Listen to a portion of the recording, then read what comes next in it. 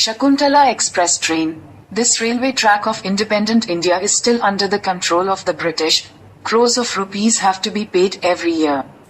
There is also a railway track in India which is under the rule of the British. There is a short railway line in Maharashtra which is not owned by the government of India but by a private company in Britain. It has been many years since India got independence. From then till today, India has progressed a lot. The success of Indian Railways and its reach today is in every corner of the country. Indian Railways is making tremendous progress in terms of service and new trains.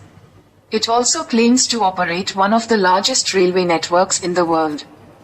If I tell you that in this independent India there is a railway track which is under the rule of the British, then would you agree? Sure will do. This is absolutely true. There is a narrow gauge railway line in Maharashtra which is not owned by the government but by a private company in Britain.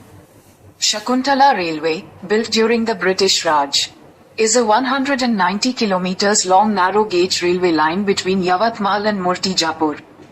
During the colonial era, trains on this track were run by the Great Indian Peninsular Railway, which operated throughout central India.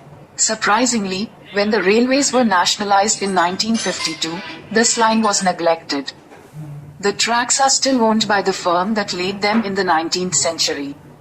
Shakuntala Railway still uses narrow gauge lines.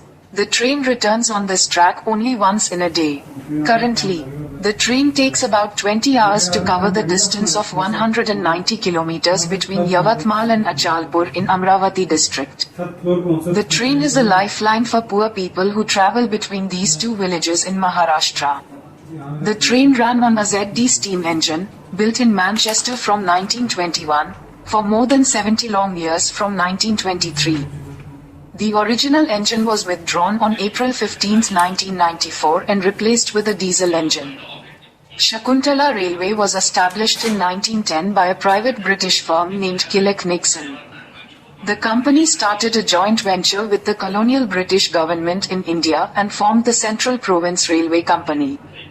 A narrow gauge line was built to transport cotton from Yavatmal to the main line to Mumbai, Bombay, from where it was shipped to Manchester, England. Eventually the line was used to ferry passengers. Surprisingly, the British company still gets more than 1 crore rupees from Indian Railways for running trains on its tracks.